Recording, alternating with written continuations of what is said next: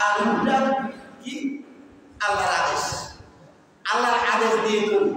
আর এই রুহকে যদি আপনি জীবিত রাখতে চান, পরিপুষ্ট রাখতে চান, তরতাজা রাখতে চান, জীবন্ত রাখতে চান, সচল রাখতে চান, তাহলে আল্লাহর হুকুম মানতে হবে। তাহলে ক্লিয়ার হয়ে গেল একটা মানুষ হচ্ছে দেহ এবং রূহের সমান। আর এই দেহের চাহিদা মেটাতে হবে মাটি দিয়ে, রূহের চাহিদা মেটাতে হবে আল্লাহর আদেশ দিয়ে। আল্লাহ যেটা করতে বলেছেন সেটা করতে হবে, আল্লাহ যেটা করতে নিষেধ করেছেন সেটা থেকে নিজেকে কি রাখতে হবে? বিরত রাখতে হবে। হার্টের সমস্যা আছে, হার্টের খাদ্য কি? হার্টের খাদ্য আল্লাহ জানেন। আলা বিযিকরিল্লাহি তাতমাইন্নুল কুলুব। বিশেষজ্ঞ ডাক্তারেরা অনেক পরীক্ষা নিরীক্ষা, অনেক গবেষণা করে, অনেক রিসার্চ বা থিসিসের পরে বের করে এনেছেন আপনার হার্টকে যদি সুস্থ রাখতে হয় তাহলে কি করতে হবে? আল্লাহ জিকির করতে হবে। তারা এটা কোথায় পেয়েছে? কোরআনকে রিসার্চ করে তারা কোরআনের মধ্যে পেয়েছে আলা বিযিকরিল্লাহি তাতমাইন্নুল কুলুব। আল্লাহ বলে হে আমার বান্দা, তুমি তোমার হার্টকে ভালো রাখতে চাও? যদি হার্টকে ভালো রাখতে চাও তাহলে তুমি আমার জিকির করো। আমার জিকির করলেই তোমার হার্ট সুস্থ থাকবে, সবল থাকবে, রোগমুক্ত থাকবে। আর তুমি যদি আমার জিকির ছেড়ে দাও তোমার হার্টটা রোগযুক্ত হয়ে যাবে। এই জন্য বিশেষজ্ঞ কাফের খ্রিস্টান ডাক্তার হার্টের রোগী যখন তার কাছে যায় তখন তিনি বলেন তুমি আল্লাহর জিকির করো, আল্লাহর জিকির করো। আল্লাহর জিকির করলে তোমার হার্ট সময় চলে কেন? দেখেন আল্লাহ তাআলার যে হুকুম, এই হুকুমের মধ্যে অন্যতম একটা হুকুম হচ্ছে রোজা। আল্লাহ রাব্বুল আলামিন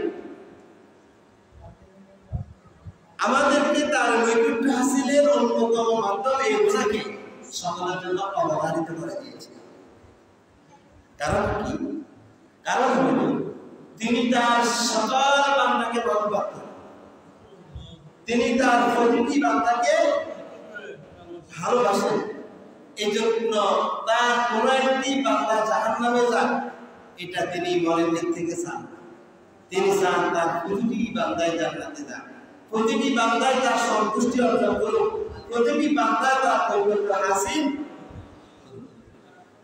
এই জন্য নৈকট্য হাসিলের সাধনা আমাদেরকে দিয়ে দিয়েছে। সিয়াম অর্থ কি? সাধনা। সিয়াম হচ্ছে কি? সাধনা। সিয়াম অর্থ হচ্ছে বিরত থাকা, সিয়াম অর্থ হচ্ছে সাধনা, সিয়াম অর্থ হচ্ছে বিরত থাকা। আমরা সবে সাদিক থেকে সূর্যাস্ত পর্যন্ত যাবতীয় পানাহার এবং স্ত্রী সম্পর্ক থেকে বিরত থাকি না? কি জন্য থাকি? আল্লাহ তাআলা নৈকট্য হাসিলের জন্য। আল্লাহ রাব্বুল আলামিন মানুষকে যখন সৃষ্টি করেছেন তখন থেকে তিনি এই সিয়াম মানবতার পর আবশ্যক করে দিয়েছেন। হযরত আদম আলাইহিস সালামকে আল্লাহ তাআলা যখন সৃষ্টি করেন এবং তার সহধর্মিণী হযরত হাওয়া আলাইহিস সালামকে সৃষ্টি করেন তখন আল্লাহ তাআলা তাদের দুজনকে ছোট্ট একটা সিয়াম দিয়েছেন, ছোট্ট একটা সিয়াম দিয়েছেন। সিয়াম অর্থ কি বলেছিলাম? বিরত থাকা। আল্লাহ তাআলা বলেন ওয়া কুলনা ইয়া আদাম উসকুন আনতা ওয়া যাওজুকাল জান্নাহ ওয়া কুলা মিনহা রাগাদান হাইথু শি'তুমা ওয়ালা তাকরাবা হাযিহি আশ-শাজারাতা ফাতাকুনা মিনাল যালিমিন। আল্লাহ বলেন ওয়া কুলনা, আমি বলেছি ইয়া আদাম উসকুন আনতা ওয়া যাওজুকাল জান্নাহ, হে আদম তুমি এবং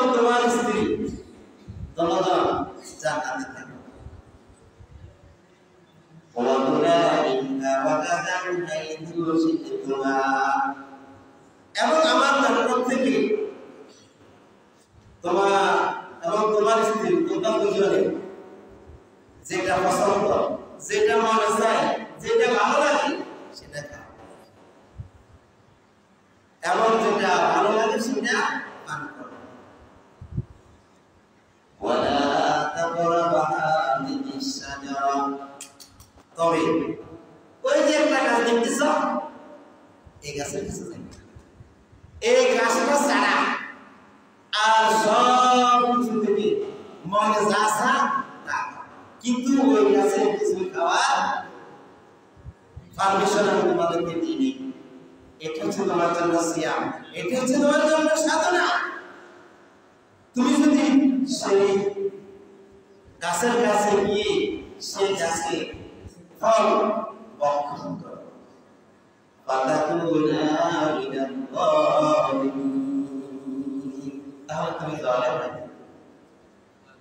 তুমি তখন জালেম হয়ে যাবে। সেটা তুমি তোমার প্রতি অবিচার করো, সেটা তুমি তোমার প্রতি অবিচার করো। আমি আপনি যদি নামাজ না পড়ি, এটা আল্লাহর প্রতি জুলুম তো আছে, অকৃতজ্ঞতা আছে আল্লাহর প্রতি, আর আমার নিজের প্রতি জুলুম, নিজের প্রতি জুলুম না। কারণ আমাকে আপনাকে আল্লাহ তাআলা সৃষ্টি করেছেন জান্নাতের জন্য। আমি যদি নামাজ না পড়ি, আল্লাহর হুকুম না মানি, আমি কোথায় যাব? জান্নাতে। জুলুম করে জুলুম। আরেক জুলুম হচ্ছে আল্লাহর হুকুমের মাধ্যমে আমার আত্মা পরিপুষ্ট হয়, খাদ্যের ব্যবস্থা হয়, তাহলে আমি আমার আত্মাকে রূপটাকে অবকরে খাওয়াইলাম না। আল্লাহর জিকিরের মাধ্যমে, আল্লাহর ইবাদতের মাধ্যমে আমার আপনার হাত, হৃদপিণ্ড, যকৃৎ ভালো থাকে। আমি আপনি যদি জিকির না করি, তাহলে আমার আপনার হাত দুর্বল হয়ে যায়, হাত বিকল হয়ে যাবে, এক সময় বিকল হয়ে যাবে, আর সেদিন। তাহলে আল্লাহ ইবাদত বন্দেগী, হুকুম আহকাম না মানি, আমি কি আমার প্রতি জুলুম করিলে? জুলুম করিলে। এই জন্য আল্লাহ রাব্বুল আলামিন আদম আলাইহিস সালামকে বলেছেন, তুমি আর তোমার স্ত্রী আমার জান্নাত থেকে যত কিছু মনে চায়, যাহা মনে চায় তাহা খাও, তবে ওই যে একটা গাছ তোমাকে দেখে দিলাম, এই গাছের কাছে যাবে না, এই গাছের ফল খাবে না। যদি খাও তাহলে এটা তোমার প্রতি জুলুম হবে, তুমি জালেম হয়ে যাবে। তো খাওয়ার সাথে সাথে কি হয়েছে? নিজের প্রতি জুলুম, আল্লাহর প্রতি কুফরি হয়ে গেছে বা নাফরমানি হয়ে গেছে। কোথায় এসেছে? এই মৃত্তিকা পৃথিবীতে এসেছে। এই জমিনে চলেছে, ওখানে ছিল সর্বতে আরামে ছিল, মনে যা চাইতো তা পাইতো। কষ্ট করা লাগছে কি? আমার হাওয়া জান্নাতে কষ্ট করা লাগে না, কিন্তু জমিনে যখন আসছে তখন কি কষ্ট করা লাগছে? আরে কত কষ্ট। আদম আলাইহিস সালাম এবং হাওয়া আলাইহিস সালাম তখন জমিনে এসে আগে খুদে প্রচন্ড ক্ষুধার মুখে রয়েছে, হাল শশী ফসল বহন করি, সেই ফসল কাটি, সেই ফসল নিয়ে এটারে তুমি আটা বানাই, তারপরে কম কষ্ট হচ্ছে। তাহলে দেখেন, যেখানে আল্লাহর প্রতি বান্দা জুলুম করে, সেখানে বান্দা নিজের প্রতিও নিজে জুলুম করে।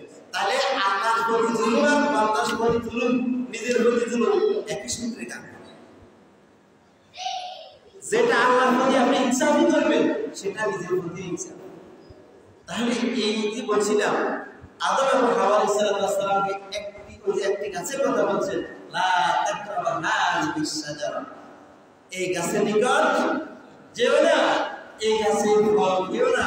এটা হচ্ছে মানব ইতিহাসের কথা বোঝা। সমাজে বলেছেন। এই জন্য অনেক ঐতিহাসিকগণ মনে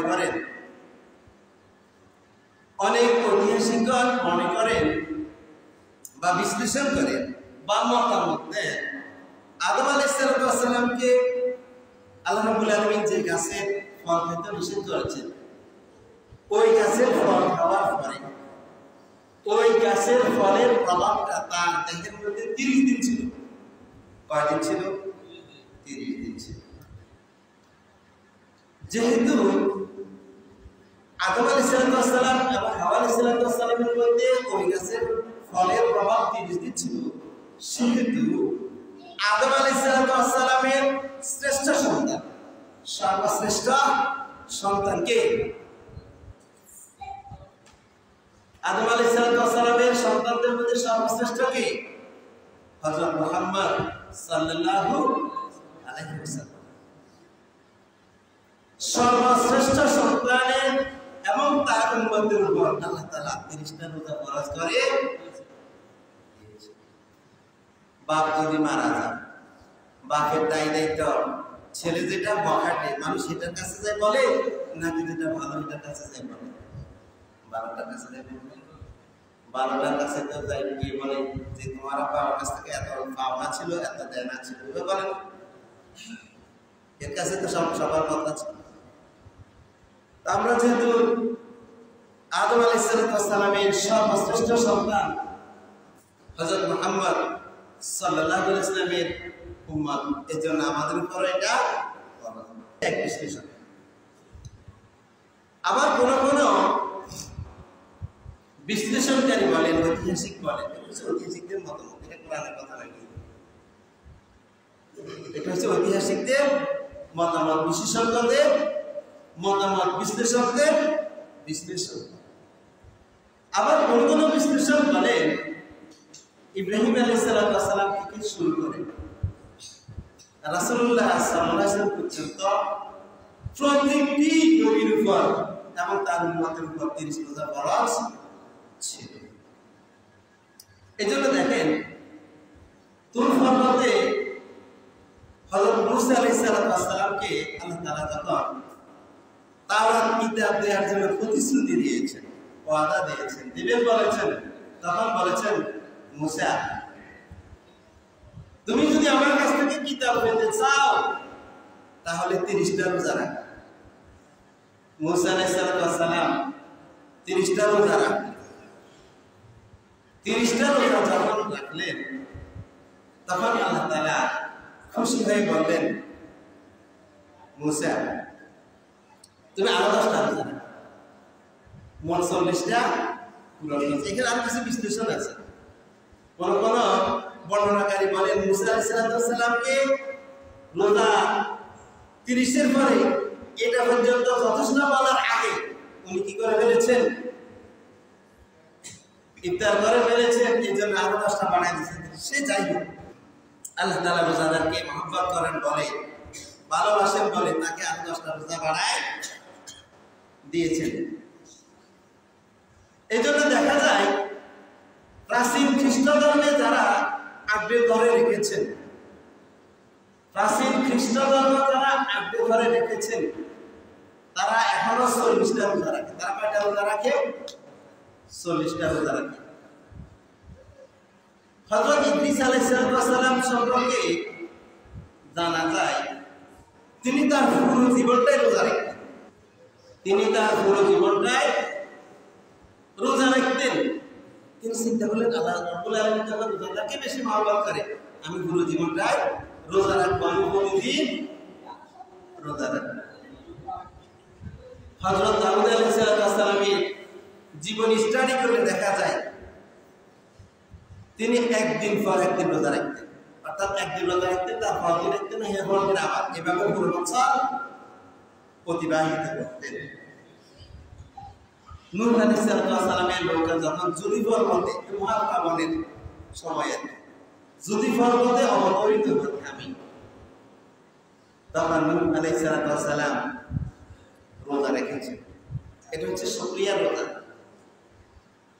এটা হচ্ছে কিসের রোজা? শুকরিয়ার রোজা।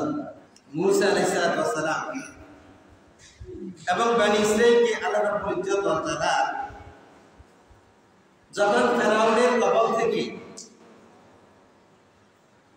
রক্ষা করেন, বাঁচান, তখন ওই দিন তারা রোজা রাখতেন। ইহুদিরা আজকেও সেই দিন রোজা রাখে, যদিও তারা পূর্ণ ধর্ম মানে না, কিন্তু রোজাটা রাখে। ওই রোজার কোন দিন? আশুরা। ওই দিন ছিল কি? আশুরা। এই জন্য আমরা আশুরার সাথে একদিন আগে আবার একদিন পর মিলিয়ে নেব রোজা। কি জন্য মিলাই? যখন মুহাম্মদ সাল্লাল্লাহু আলাইহি ওয়াসাল্লাম মদিনায় গেছিল, ইহুদিদেরকে বলল যে তোমরা আশুরার অর্থাৎ মুহররমের 10 দিন 10 তারিখে কেন রোজা রাখো? তখন তারা রাসূল করিম সাল্লাল্লাহু আলাইহি ওয়াসাল্লামকে বললেন, বনী ইসরাঈলকে এবং মুসা আলাইহিস সালামকে আল্লাহ রাব্বুল আলামিন ওই ফেরাউনের কবল থেকে বাঁচানোর জন্য আমাদের জন্য নদীর ভিতর দিয়ে রাস্তা তৈরি করে দিয়েছেন, আমাদেরকে বাঁচিয়েছেন। এই জন্য আমরা আল্লাহ শুকরিয়া স্বরূপ ওই দিন রোজা রাখি। তখন আল্লাহ হাবিব সাল্লাল্লাহু আলাইহি ওয়াসাল্লাম বললেন, যেহেতু মুসা আলাইহিস সালাম যে বার্তা নিয়ে এসেছেন, আমি মুহাম্মদ সাল্লাল্লাহু আলাইহি ওয়াসাল্লাম সেই বার্তা নিয়ে এসেছি। তিনি যে আদর্শ দাওয়াত দিয়েছেন, আমিও সেই আদর্শের ধারণ বাহক। সুতরাং আমরা মুসা আলাইহিস সালামের ক্ষেত্রে তোমাদের সাথে বেশি হক রাখি। মুহাম্মদ সাল্লাল্লাহু আলাইহি ওয়াসাল্লাম তার 12 বছর থেকে রোজা রাখতেন এবং সাহাবায়ে-কেরামকে রোজা রাখার জন্য বলেছেন। তখন ইহুদিরা বলাবলি শুরু করলো, দেখছেন মুহাম্মদ সাল্লাল্লাহু আলাইহি ওয়াসাল্লাম এবং তার উম্মতেরা আমাদের ধর্মকে অনুসরণ করা শুরু করে দিয়েছে। তখন রাসূল করিম সাল্লাল্লাহু আলাইহি ওয়াসাল্লাম বললেন, তোমরা রোজা রাখবে আশুরার দিন, তবে তার সাথে একটা বাড়াই হয়তো আগের দিন বা পরের দিন, যাতে করে ইহুদিদের সাথে সাদৃশ্য না থাকে। রাসূল করিম সাল্লাল্লাহু আলাইহি ওয়াসাল্লাম এছাড়াও আইয়ামে 20 অর্থাৎ চন্দ্র মাসের 12, 13, 14 এই 3 দিন রোজা রাখতেন। রাসূল করিম সাল্লাল্লাহু আলাইহি ওয়াসাল্লাম সোমবারে রোজা রাখতেন, যেহেতু ওই দিন রাসূল করিম সাল্লাল্লাহু আলাইহি ওয়াসাল্লামের জন্মের দিন। রাসূল করিম সাল্লাল্লাহু আলাইহি ওয়াসাল্লাম বৃহস্পতিবারে রোজা রাখতেন। এরপরে মদিনায় থাকা অবস্থায় শাবান মাসের 2 তারিখে আল্লাহ রাব্বুল আলামিন রাসূল করিম সাল্লাল্লাহু আলাইহি ওয়াসাল্লামের কাছে জিবরাইল আলাইহিস সালামকে পাঠিয়ে দিয়েছেন। জিবরাইল আলাইহিস সালাম এসে রাসূল করিম সাল্লাল্লাহু আলাইহি ওয়াসাল্লামকে শোনালেন, ইয়া আইয়ুহাল্লাযীনা আমানু কুতিবা আলাইকুমুস সিয়াম।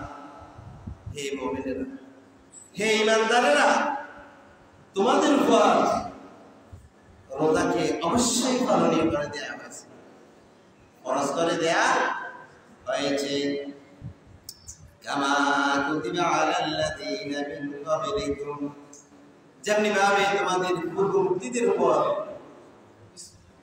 রোজা ফরজ করে দেয়া হয়েছে। কি জন্য?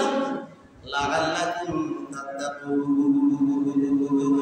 যাতে করে তোমরা মুত্তাকি খোদাভীতি অর্জন করতে পারো।